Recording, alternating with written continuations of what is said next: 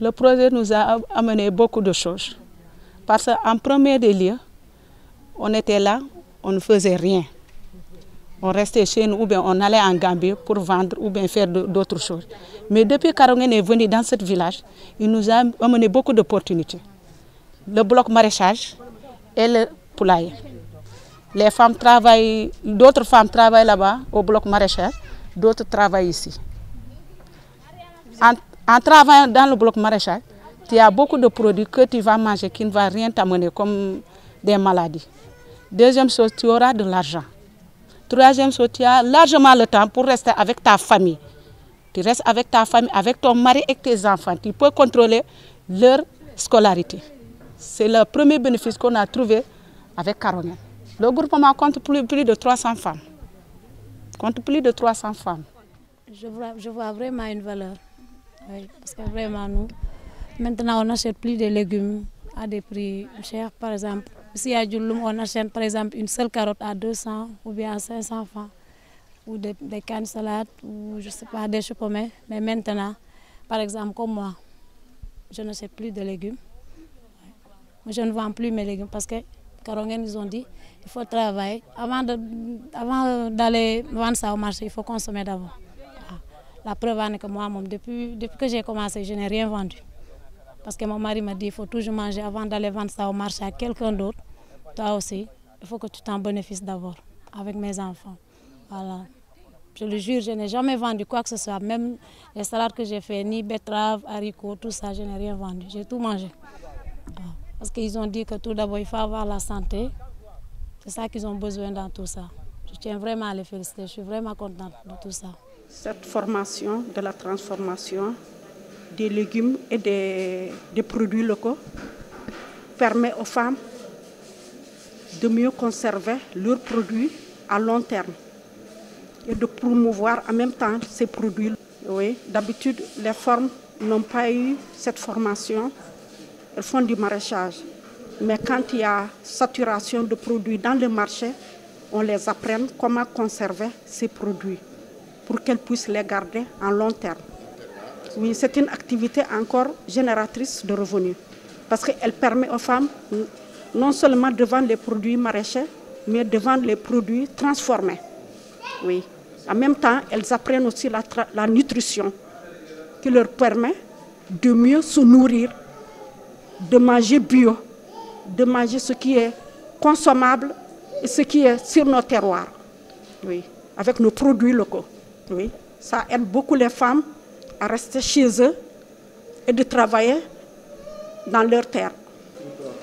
D'habitude, nous transformons les produits maraîchers, les produits forestiers et même les produits des vergers.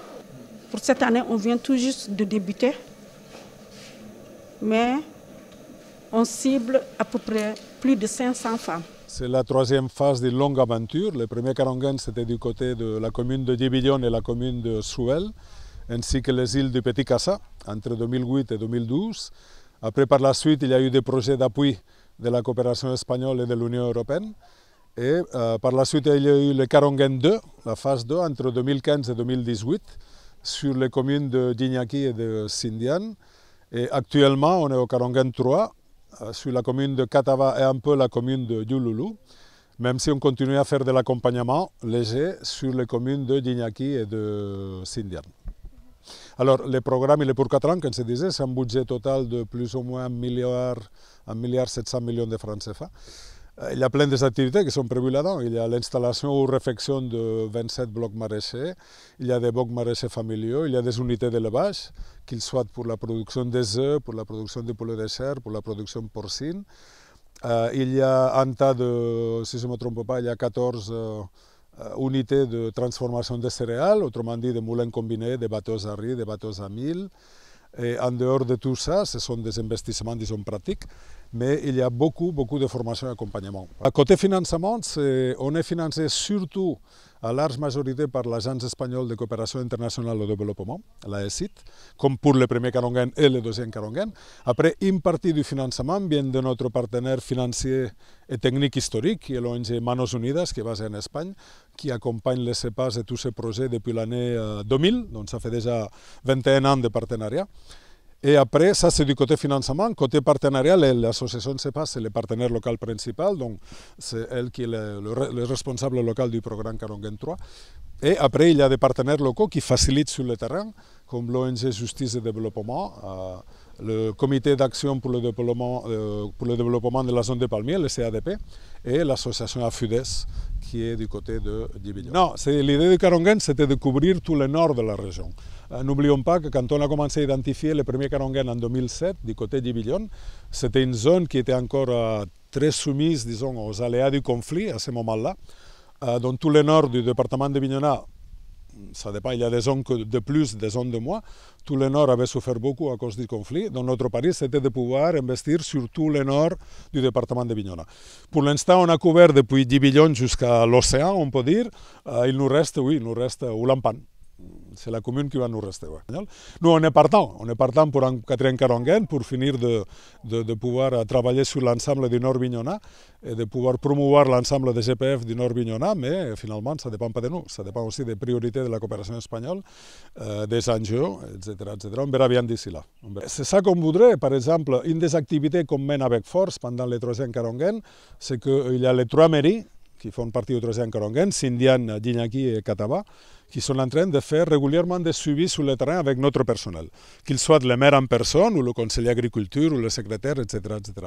Donc ça permet déjà que le groupement de femmes voit que la mairie, elle est à côté d'elle, et ça permet à la mairie aussi d'avoir une idée exacte d'où se trouve l'activité dans la commune.